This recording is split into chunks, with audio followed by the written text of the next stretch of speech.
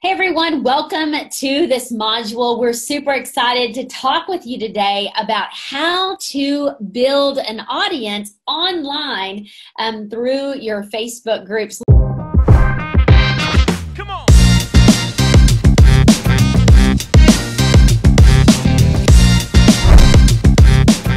I'm excited to talk about this topic. I know you are the go-to social media queen, right? I try, but these little social media kings, or whatever you want to call them, they are always busy trying to make it harder for us to conquer the social media world. So this is going to be such a helpful and insightful module. Yeah, we did this and had this. We've done this several times. I can't tell you how many groups we have, not only HSRA, but Model My Home, and I'm going to actually show you one. But here's the thing we want you to take away. Old school business, right? Old school business is very face-to-face physically. And it's the handshake, it's how you doing, you earn that business. And what does that take? That just takes a lot of time. And it's a very important, we know, but today times have changed and you can literally build that trust. You can build the expertise factor that you have online now, and that's what we want to do. But we have to set up the right platforms to be able to do this, because there are rules of the game. There's rules of engagement. Unfortunately, we don't get to make the social media, Facebook algorithms, all those rules that we do have to follow, and sometimes we don't even know because it's changing. And so that's why creating Facebook groups. Imagine this, Lori. Imagine if you were the instructor for a college and you had classmates sitting in the auditorium, right? Like, you have their undivided attention and they have chosen to be in the room, but you've also set up the subject matter that has attracted them to be in that room. And all of a sudden, who owns the room? You do, as the instructor, right? Absolutely. So that's what we're wanting to create. You can do posts. You can play all of the different social media, games that you've got going and that change all the time.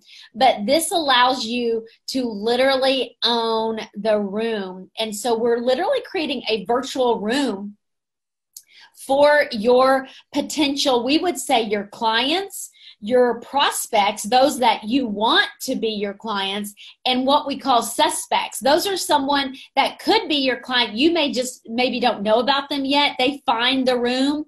And so we're going to set this up as a group that people can then be part of if they choose to do so. But you're strategically going after them to invite them to the group.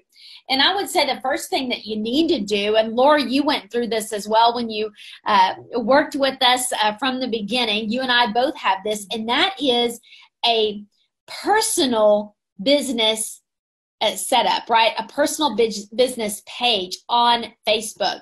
Lori, what's the difference between having your personal page on Facebook as in conjunction now opposed to that business page that is your personal page, but it's more businessy? Absolutely. So obviously there's a whole bunch of different caveats, but in order to even have a business page, you have to have a personal page. And so when Facebook originated, it was supposed to be to keep in touch with your friends, kind of a virtual yearbook or a way to reach out to family and friends. Well, then the users on Facebook, they became smarter and they started making their personal pages their business page. And then Facebook said, oh no, you have to make a business page.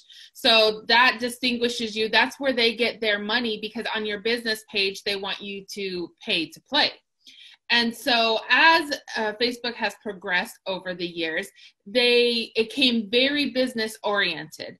And so you want to establish your personal page as who you are. That's the relatable face of the business. That's, you know, what you do on a day-to-day, what you feel comfortable sharing with people. It's a way to engage. But your business page is basically a virtual website on Facebook, I guess you can say. You're going to have all your information there. And so many people started doing that Facebook then made their algorithm harder for your clients because they didn't want you to make money off of their platform.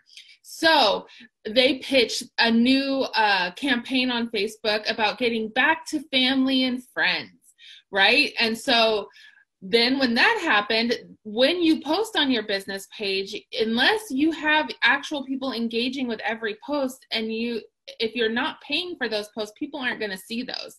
So how do you get around that?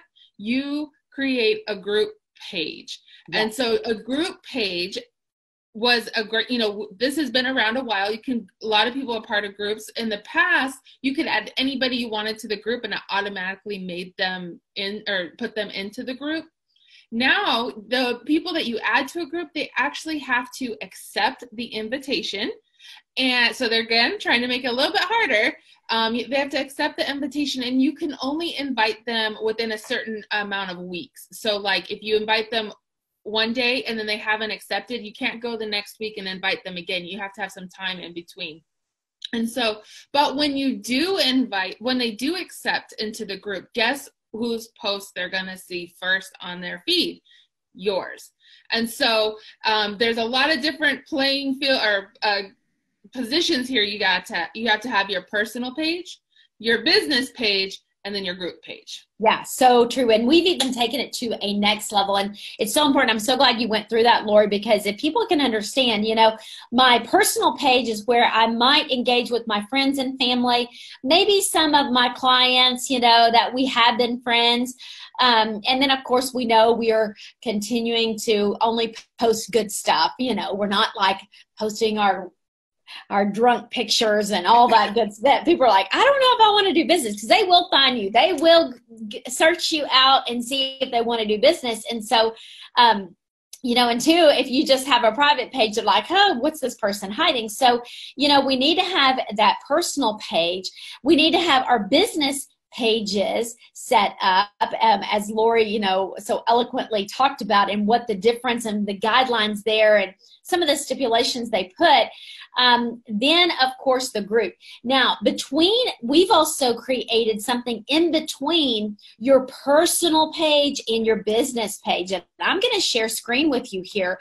And this is our recommendation for every single business owner or leader within the business of your company. So if you're in sales, if you're in marketing, you need to have what we are calling now almost like a business personal page. And this is where you can go to mine. You know, I've got Jana Farmer Usselton. Well, that's my personal page that I started out with. But I also have Jana Usselton HSRA. Now, what I've decided to do is, you know, my first name, my last name is the middle name, and then HSRA. That's the thing that you can think about. How can I incorporate so that people know that they're at a page that is a personal page, but also this is kind of the business side of me.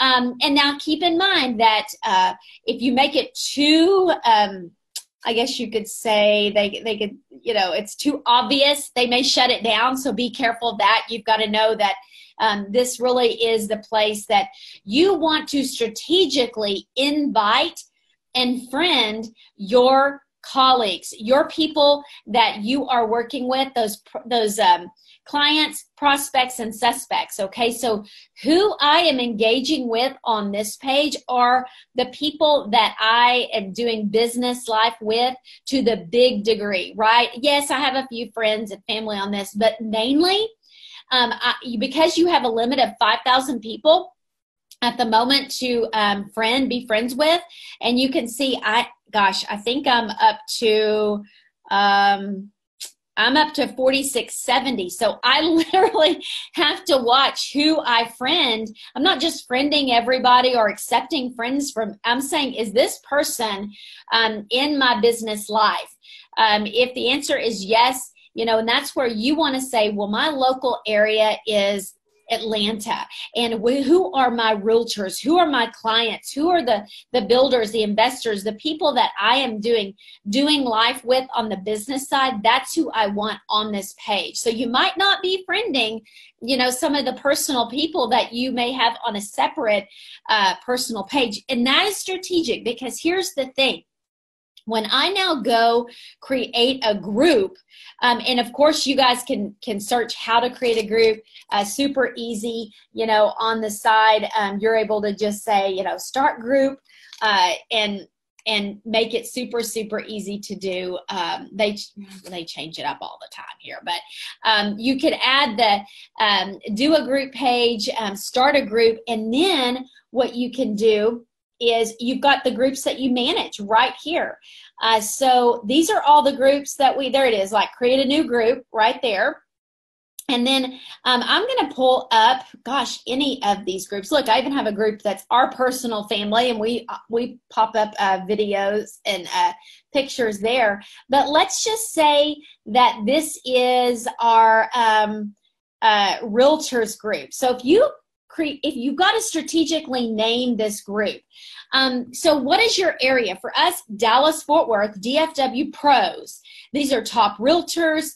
And then you could have, if you wanted to do realtors, builders, investors, tips and resources. What is searchable? When people are searching for groups to be part of on Facebook, as I mentioned, that classroom, you want people, you're setting the coursework, the class subject matter, so that people are attracted and they sign up for the class.